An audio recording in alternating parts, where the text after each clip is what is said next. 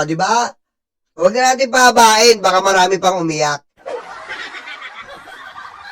Pero, huwag nilang mabanggit-banggit na nag-Marcos kayo noon, nag-Marcos pa kayo ngayon. Isa lang naman tanong namin anong nagawa ng dilaw? Aray ko. Diba? Diba? Kasi yung iba, yung mga dilaw, tumitira na ngayon sa Marcos. Kasi malapit na matapos. Alam nyo, mga dilaw, ayusin nyo yung sistema nyo. Ha? Ayusin nyo yung sistema nyo ganyan. Diba? Ayusin nyo yung sistema nyo ganyan. Kahit anong gawin nyo, anong sistema yan? Ayusin yung sistema nyo. Dahil sa tutusin lang, ano ba napatunayan ng mga dilaw? Wala kayo napatunayan dito. Ano napatunayan nyo? Sinira nyo yung burokrasiya ng gobyerno. Sorry po Wala na Problema sa krudo. Problema sa sasakyan. Problema sa mga lupain. Problema sa nasasakupan. Lahat yan solved dati. Problema sa mga, biro mo may gasoline station ng gobyerno Oh, may gasoline station ng gobyerno. Nasa na ang nagawa nyo? Oh, sa atin ang ilaw. Sa atin ang tubig. Oh. Diba? Oh, pinabagsak. Ano nangyari? Wala na tayo ngayon. Aray ko. Diba? Pinabagsak wala na tayo ngayon. Aray ko. Isipin nyo po, sweldo pa lang ng gobyerno natin, mula presidente, pababayan, bilyon na.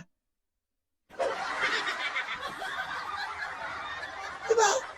Sweldo pa lang, vice-presidente, sweldo, senador, ilan yan, congressman, ilan yan, mayor, ilan yan, vice mayor, ilan yan, pag sa probinsya may governor, may vice governor ka pa, ubos ang pera ng taong bayan. Aray ko. Doon pa lang sa sistemang ginawa nila ng gobyerno na 1987. Oh, meron pa tayong Supreme Court, ilan yan. Oh, doon pa lang sistema ng gobyerno natin, ubos na ang pera ng taong bayan. Oh, aray ko.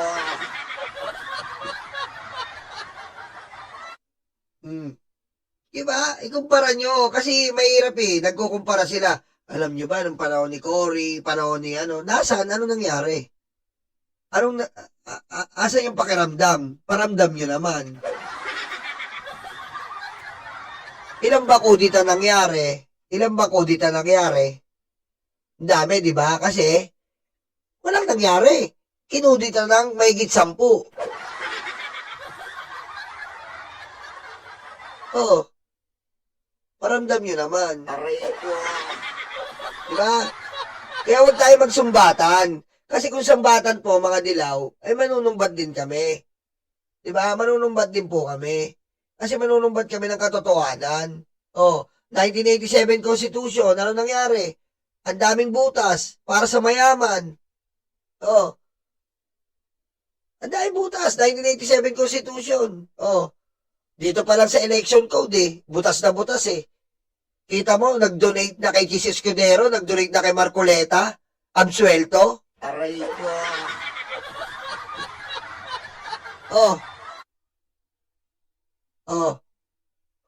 1987, kailangan may abogado ka. Kung mahirap ka, butas ka agad. Aray ko. Kailan ba nabuo yung PAW? Kailan lang ba nabuo yung PAW? Maraming butas sa 1987 dahil yan sa kagagawan ng, ay nako.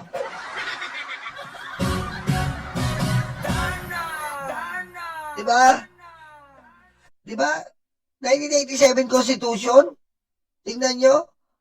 Equal branch of government, Supreme Court, nakikialam ngayon. Butas hindi. Butas. Equal branch of government, oh. Supreme Court nakikialam ngayon sa Kongreso? Asa yung 1987 nyo? Aray ko. Oh. Diba? Asa yung 1987 Constitution? Yung framers ng Constitution mismo, nagtataka siya, bakit nakikialam yung Supreme Court sa Kongreso? Di ba ini-interview dito? Nasa yung 1987 Constitution nyo? Aray ko. Pero bilang citizen, kailangan mo igalang. Kasi hindi ka pwedeng lumabag eh. Constitution yan eh. Pero madaming butas. Oh. Yan ang sinasabi namin sa inyo. Dito na tayo kay Atty. Mel. Pasok, Atty. Mel. Ang istorya ng mga news organizations, sinasabi na bigong makakuha ang kampo ni VP Sara ng TRO mula sa Korte Suprema. Pero ang tanong, bukas may pasok Friday at may pasok din sa Lunes. So pwede pa ba na mag-release ng, sa tingin niyo po, ano pong take ninyo kung sa Lunes or bukas, maglalabas ng TRO ang Korte Suprema para pigilan itong pag-usad nga ng impeachment complaint sa Kamara? Technically, pwede namang maglabas. Kaya lang, sa tingin ko, hindi na talaga maglalabas ang Korte Suprema within the next week. Sapagkat nga ito ay isang co-equal body, pantay silang lahat. Kung sinabi ng Kamara na gagalangin nila ang Korte Suprema, dapat ang Korte Suprema ay gagalangin rin ang mababang kapulungan. Sapagkat ang nangyayari ngayon, ang mga ginagawa ng mababang kapulungan ay sinusundan lang yung desisyon nung July 25 at saka July 2025 at saka January 2026. So, tatandaan natin ang batayan ng petition for prohibition at certiorari ay grave abuse of discretion. In short, malubhang pag-aabuso ng discretion. Hindi lang pang-aabuso ng diskresyon, kung hindi sukdulang pag-aabuso ng diskresyon. Kaya sa nakikita ba natin, may sukdulang pang-aabuso ba? Palagay ko dito, sa puntong ito, maghihinay-hinay ang Korte Suprema at kagaya ng dati. Noong dating nag-file nung last year na lumabas yung July 2025 decision, hindi rin nag-issue ang Korte Suprema noon ng TRO at tayo ay nabigla na lang nagkaroon na ng desisyon. So, malamang palagay ko hindi mag-i-issue ang Korte Suprema ng TRO kasi para kasi nagkakaroon ng persepsyon o impresyon ang mga tao na ang Korte Suprema ay parati na lang sumasaklolo sa kay VP Sara kaya siguro Kita nyo? Kita nyo? Korte Suprema yan sumasaklolo, pero alam nila yung laman ng konstitusyon. Equal branches of government. Aray ko. Tama mali? Alam nila equal branches of government ka. Pero ngayon, Korte Suprema natin, hindi mo na maintindihan. Hindi mo na po maintindihan. Kasi alam nila yan Alam nila sa konstitusyon. Pero ngayon, unang-una pa lang, pag nag-file si Sara dyan, tablado na. Ba't ka hihingi?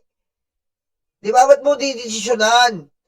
Ba't hihingi ka ng tulong sa amin? Binabastos namin yung kalibel namin. Nasa konstitusyon equal branches anong ginawa nila? Una pa lang, nung unang desisyon nila, binastosan nila ang Kongreso. Ngayon, hihingi na naman. Pinagpapaliwanag nila ng 10 days. Comment. Kahit yung pagpapaliwanag na yun, pambabastos na yun Kaya umaagal ang mga congressman. Pambabastos na po yun. Diba? Kaya nga sabi ko sa inyo, inasan yung 87 Constitution. Nagiging mabisa ba? Walang bisa. Kung mabisa yung 87 Constitution, dapat may takot ang equal branches. Ano nangyayari ngayon? Tatakbo. Pusang, nag-impeachment pa tayo. Kung kukuha ka ng remedy sa equal branches of government, inaya akong magbastusa yung dalawa. Aray ko. Diba? Basic yun Makapa-basic yun. Diba? Parang magkakapatid kayo. May kapatid ka. Putik, yung nanay mo ba? Yung nanay mo, tinakbuhan ka. Oh. Ano sasabihin? Anak, sa'yo ko ipapamana ang lupa. Pwede bang ganon? Hindi pwedeng ganon. Tatlo kami magkakapatid, Nay. Bakit sa akin mo lang papamana yung lupa? Aray ko. Diba? Equal kami magkakapatid eh. Magkakapatid kami. Tapos sasabihin sa'yo, anak, sa'yo ko lang yung papamana ng lupa. Hindi ganon. Yung lupa na yun, kayong tatlo magmamana dahil kayo ang tatlo ang anak. Hindi. Hindi. Yung kay Sarah ang gagawin, tatakbo. Yung nanay, tatakbo si Sarah. Yung kapatid, Ng konting judicial restraint, ibig sabihin. Yeah. Attorney, susugan ko lang, balikan ko lang yung, sa bibig niya na ng galing. Nung nakaraan, hindi nag-issue ng TRO, sa halip ay ginulat ang marami doon sa kanilang naging desisyon sa unang impeachment ni Bim. What if mangyari na naman ulit yun? Well, talaga yan, Willie, posibilidad talagang mangyari yan. Pero palagay ko, mas mag-iiba na ang istorya ngayon kasi ang nangyari ngayon, sinabi ng Korte Suprema, hindi lang yung once every year, kundi nagtakda sila ng mga alituntunin na ang sinasabi pa nga ng Korte Suprema na dapat magkaroon ng deliberative process bago magkaroon ng pagdedetermine kung may probable cause. Nasa yugto tayo ngayon noon. Ito ngayon yung deliberative process, kaya nga may mga testigo at may mga dokumentong dapat i-verify. Pero Willie, tama ka rin, hindi natin alam kasi tayo'y nabibigla na lang sa Korte Suprema ngayon eh. Biglang, meron na pala, iba pala yan, ganyan pala yan. So, pero kung susundan natin yung ginagawa ng House of Representatives, masyado nga silang metikuloso ngayon eh sa mga ginagawa nila. Oh, so wala kayong nakikita na po pwedeng susugan ng reklamo na o yung petition ni BP Sara sa Supreme Court na unconstitutional kung sakasakali mang given panigan halimbawa this time ulit ng Supreme Court si BP Sara, ano yung nakikita niyo na po pwedeng naging basis nung desisyon ng Supreme Court base doon sa naging petition ni BP Sara? Doon sa petition ni BP Sara, sa tingin ko lang Willie, lumang kwento kasi yung sinasabi niya, ang sabi daw ng mababang kamara, ng mababang kapulungan ng committee, magkakaroon ng mini trial. Yes. Pero nakalagay sa konstitusyon, ang trial dapat nasa Senado. So sinasabi nila unconstitutional. Pero dapat linawin natin ito. Sapagkat ang trial, isa lang ang dulo nito. Either may ko-convict o may ia-acquit. Ito bang yugtong ito na ginagawa ng Kamara, ang dulo, mag-a-acquit Tama! o magko-convict? Tama! Tignan mo ang gandang paliwanag nito, napakalinaw po.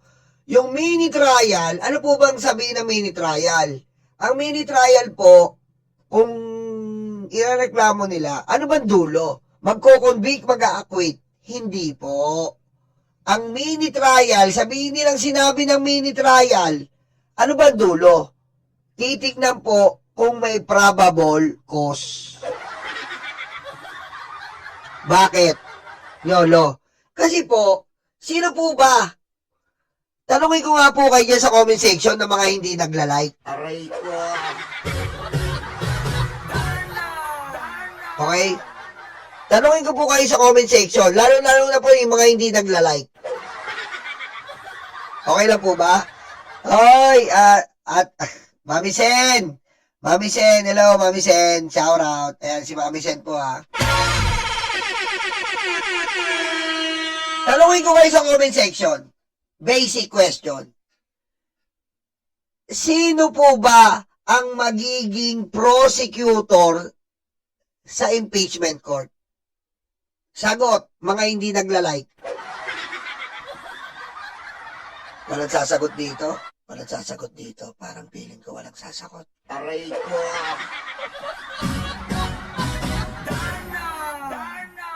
Sabi ni Jeric, Senado, mali ka na naman. Mali. Jericho. Ang magiging prosecutor po dito ay Tama si Redrian. Magiging prosecutor po dito ay sino? Ang Kongreso. Ang Kongreso po magiging prosecutor. Ngayon, aakyat ng Kongreso sa Senado. Isa kang prosecutor. Paano mo maididepensa? Makinig kayo mga DDS lawyer huwag kayo tatanga-tanga. Aray ko. Paano mo madidepensa po ang paano mo madidepensa ngayon ang kaso mo sa trial? Kung hindi mo alam ang probable cause, ang pinaghuhugutan ng complainant. Diba? Paano mo maiharap yan sa trial sa korte? Kung hindi mo alam ang probable cause mo, kung hindi mo alam kung ano yung paglalaban mo, kung hindi mo alam kung ano yung mga ipepresent mo, kung hindi mo alam kung matibay ba to o hindi, kung hindi mo alam kung nag-aaksaya ba kayo ng panahon, oras, at pagkakataon. Aray ko. Diba? Yun po yung sinasabi ni Luistro. Kailangan nila makakuha ng probable cause para pag-akyat nila sa korte, ready sila. Kapag tinanong sila ng mga huradong senador, alam nila ang isasagot. Hindi pwede yung gusto ng mga DDS lawyer na iakyat kagad to. Hindi ganon. Kasi nga, sila ang haharap doon. Sila ang haharap doon. Sila ang magtatanggol doon para sa complainant. Napaka-basic eh. Aray ko.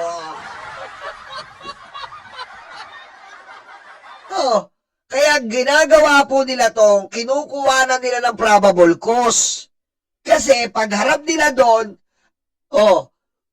kung ano man ang itanong, meron silang ipipresent. Alam nga namang, okay, sufficient in ground, aakyat mo na. Pag akyat mo doon, ano sasagot nila? Sufficient in ground.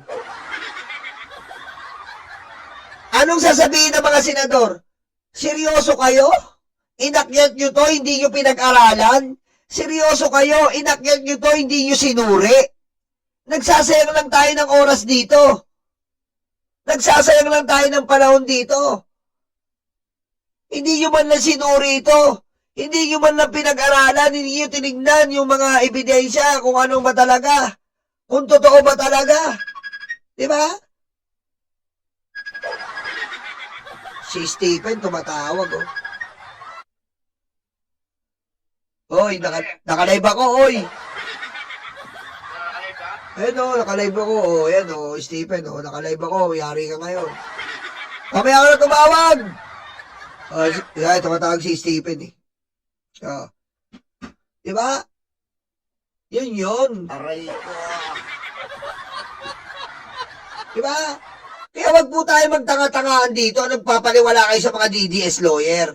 Dahil nga, sabi ko sa inyo, basta maging lawyer ka ng nila Sara Duterte, magiging bobo ka na. Patayin mo si BBM. Puro joke.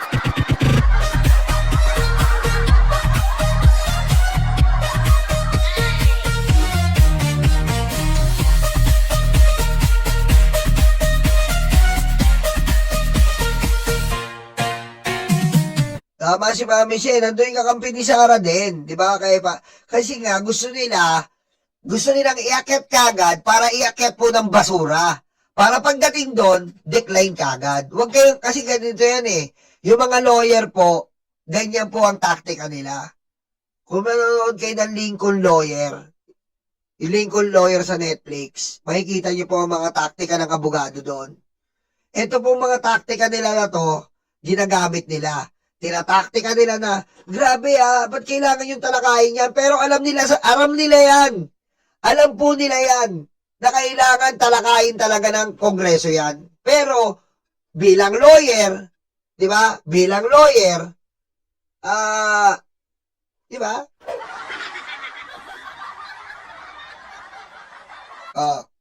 Diretso. Ang dinedetermine lang nila lang dito para ipapasa ba natin ito sa Senado o hindi. Tama. Ang trial, ang katapusan, either mag-convict ka o mag-admit Tama. ka. So Oh. kahit ano pang bansag na gawin mo, Tama. mini-trial, proceeding, Oh. litigation, etc. Kung hindi yun ang punot dulo, hindi trial yun. Oo. Hindi trial yun. Ah. Kasi ang trial, may punot dulo lang. Di So, ba? alam mo, Napaka-basic eh. Kung ano yung may logic. Ang trial, convict or acquit. Which is, Senado. Kongreso, yung mini-trial na sinasabi nila, ano ba dulo? Anong didesisyonan doon? Convict, acquit ba? Hindi. Sa dulo no, sasabihin nila, Your Honor, Mr. Chair, we have to settle this in a vote. Sasabihin nila sa plenary yan.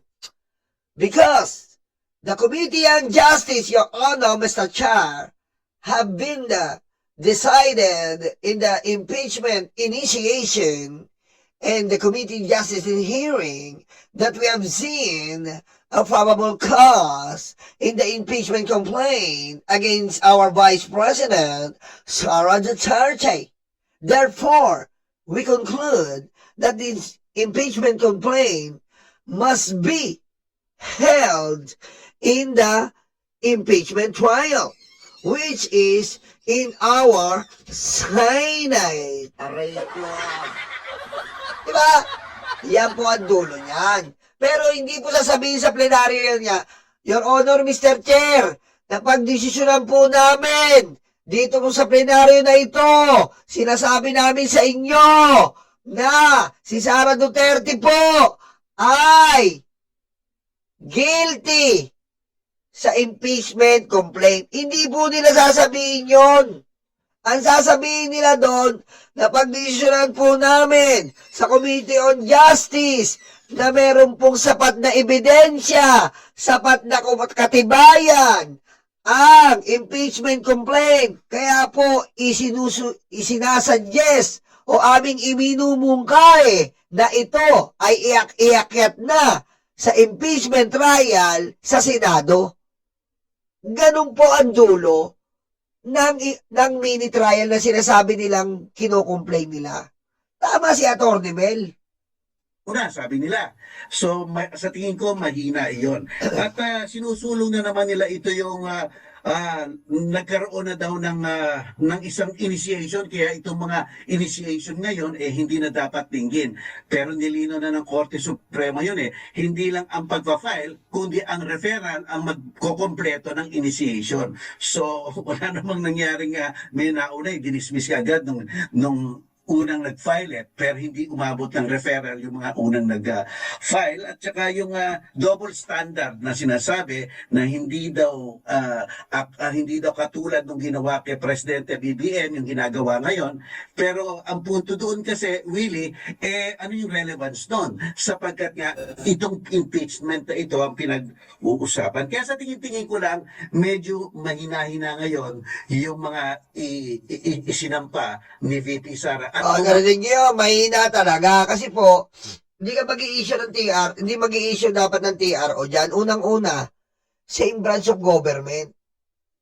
Same branch po yan. Ayun nga po yung sinasabi natin. Di ba? Same branch of government yan. Putik, bibigyan mo ng temporary restraining order ang same branch of government mo? Ibig sabihin nun, may kinikilingan ka na kagad. Isipin niyo po yun. Same grounds of government to Ba't papatigil mo yung proceeding? Ba't papatigil mo? Ikaw ang naglimbag nito. Ikaw ang nag-utos. Mula 19 Congress po. In-upgrade sa 28 Congress dahil po sa decision ng Supreme Court. Iba na. Tandaan nyo, iba na. Iba na po to. Yung 19 Congress na ruling ng Congress, iniba nila. In-upgrade nila dahil nagdesisyon yung Supreme Court sa kanilang noong 28 Congress na mali yung ginawa. Ngayon, magti-TRO ka. Sobra-sobrang panghihimasok na po yun. Sobra-sobra parang sinasampal mo na yung Kongreso nun. Una, pinagbigyan ka na Pinagbigyan ka na nung 19 Congress. Sinabi mo unconstitutional. Pinagbigyan ka. Ngayon, Sa 28th Congress, inadjust para sa'yo. Tapos mali pa rin, iti-TRO mo. Kabastusan na po sobra yun. Dennis Sablang, pare, thank you ha. Dennis Sablang, thank you, tol. From Chicago, loves you. Thank you po. I love you too, Chicago. Salamat sa mga Chicago. Favorite ko yan. Kaya naka-like Chicago Bulls tayo. Dahil favorite po natin ang Jordan. Aray ko. Di ba? Yun po yung sinasabi natin eh. Yun po yung sinasabi natin. Pinagbigyan ka na ng una. Tapos wawalang ngayon mo pa uli sa pangalawa. Magti-TRO ka.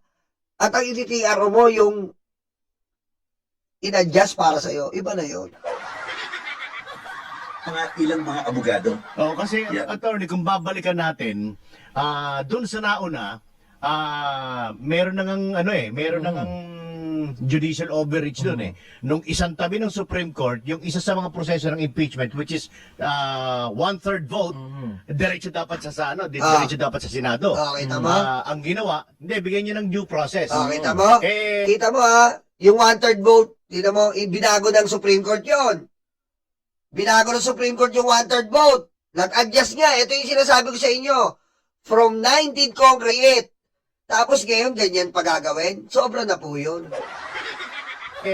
what if sabihin ng Supreme Court na, teka muna, sinabi namin due process bigyan nyo, pero hindi namin sinabi na mag-hearing kayo na gaya ng ginagawa ninyo ngayon. Pera natin sa Attorney Mel. Magandang hapon po Attorney Mel. ulit, Attorney Mel. Ang aking palagay, dapat bumalik ulit ang Korte Suprema sa kanilang isinulat na desisyon. Tama? Tatlo ang importante sa sinulat ng desisyon nila. Opo. Yung patungkol sa due process.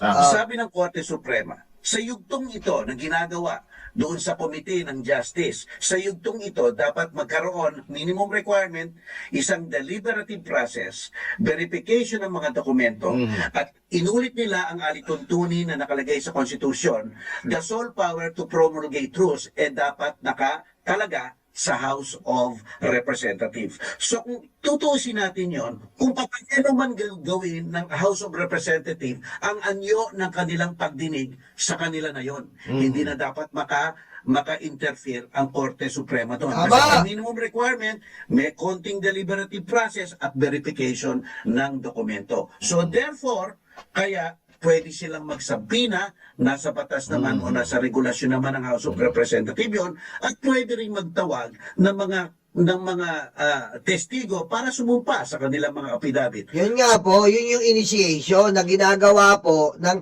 Congress. Sa initiation po, nakapaloob yan ang investigation, sabina, pagkuha ng witness. Nakapaloob yan. Yung Korte Suprema mismo nagsabi niyan. Yun ang sinusundan nila. Tapos sasabihin nyo, unconstitutional na naman. Pero sa tingin ko, walang masama doon. Oo. Kaya hindi ito yung trial na tinatawag. Oo. Kagaya nga ng sinabi ko sa iyo, ano ba ang kaibahan ng trial sa yugtong ito? Oo. Ang yugtong ito, ang dulo, ipapasa ba natin sa Senado o hindi? Tama. Ito yun. Ang trial, ang dulo, convicted ba o acquitted? Hindi iyon ang gagawin ng proceeding na ito. Ang proceeding na ito, ang tanong lang, papasa ba natin ito sa Senado o hindi? At ang level ng ebidensya ay probable cause lang. Anong ibig sabihin ng probable cause? Likelihood. Probability lang. Maaari ba sa nilatag na ebidensya, maaari bang nagawa niya nga? Iyon lang. Iyon lang ang tanong dito. Kaya hindi pa ito magko-convict, hindi pa ito mag-acquit, kasi yung dulong yon sa trial lang yon at ang Senado ang gagawa nun. Kita nyo? Alam mo, sa tutusin po, wala na question dapat dito eh. Sa tutusin lang po. Wala na tayong dapat question dito. Bakit ka mo, Nyolo? Kasi kung wala pong kasalanan, ba't tayo po kasi umarap? Yun lang naman po yun eh. Huwag na tayo magpaano-ano pa dito, palapalabok. Kung walang kasalanan, ba't ayaw humarap? Yun eh. May kasalanan po kasi, kaya ayaw humarap. Magnanakaw.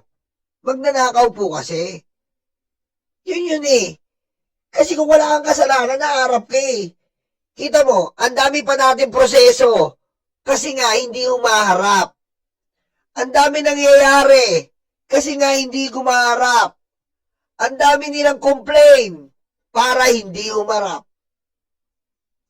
Drama. Technicality. Hindi po ganyan. Hindi ka kailangan magdrama. Hindi mo kailangan technical kung wala kang kasalanan. Rekta sagot. Ganun naman eh. Diba? Rekta sagot. Kung wala kang kasalanan sa anumang sitwasyon, rekta sagot. Pag tinanong ka ng boss mo, bakit ka magdanakaw? Hindi po ako magdanakaw. Rekta sagot. Pag tinanong ka ba ng boss mo, bakit ninakaw mo to? Kasi po, sa totoo lang, ano po yan eh, hindi ganon. Diba?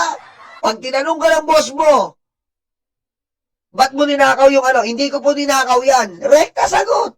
Oh. Pag tinanong ka ng magulang mo, kumupit ka ba sa pitaka ko? Hindi po ako kumupit, mama. Rekta sagot. Oh. Ngayon, Yolo, sinagot ka, kung nagsisinungaling, kaya nga po tayo may trial. Diba? Oh, kaya may investigation saan? Sa HR, sa boss mo. Magpaniwalag ka. Oh, trial. Oh, yun. Rekta sagot dapat. Hindi yung kung ano-ano pang kagaguhan ang gagawin mo para maiwas mo. Aray ko. Diba? Oh, tinanong ka, nagdakaw ka ba, Yolo? Sabi, anong gagawin mo? A-absent ka? 1 linggo? Hindi. Oh, hindi ganon. Sasagutin mo yon impromptu. Kasi nga, nakasalalay doon yung pagkatao mo. Nakasalalay doon yung dignidad mo, integridad mo. Wala eh. Dito halata mo eh. Pag umiiwas ka, it means meron din sign of guilt yan. Iniiwasan mo eh. Chine-change topic mo eh. Kung saan tayo nag-argumento, yun ang argumentong talakayin mo. Argumento rito, nagnakaw ka ba sa taong bayan, yun ang talakayin mo. Hindi tatalakayin mo yung sa Supreme Court, technicality. Yung proseso ng pagpapail ng pagdanakaw mo, hindi ganon. Hindi mo tinatalaka yung proseso ng pagdanakaw mo. Hindi mo tinatalaka yung proseso kung bakit ka hinaina ng pagdanakaw. Hindi mo tinatalakay. Ang tinatalakay mo, dapat, ba't nyo ko inaakusahan nagnakaw? Hindi mo tatalakayin yung bakit nyo ko finailan ng pagnanakaw. Iba yon. Diba? Ang sagutin mo, bakit hindi ka magdanakaw? Yan ang sagutin mo.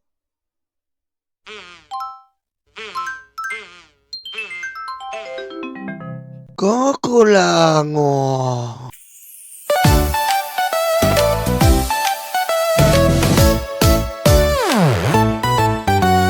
Tanggap, tanggap, loga, yoga, DDS, DDS.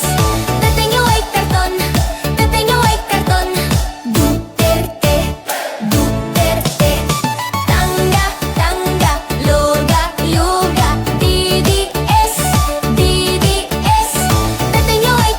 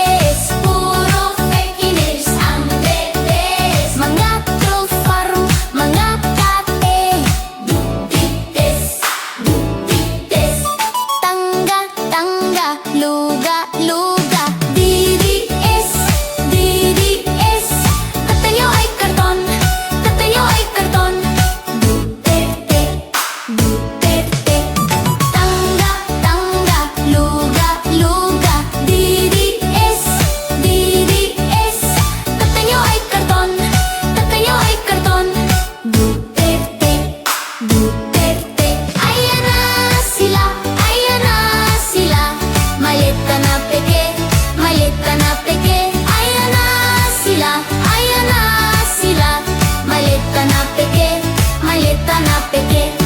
Puro fake news ang dedes. Puro fake news ang dedes. Mga troll farm, mga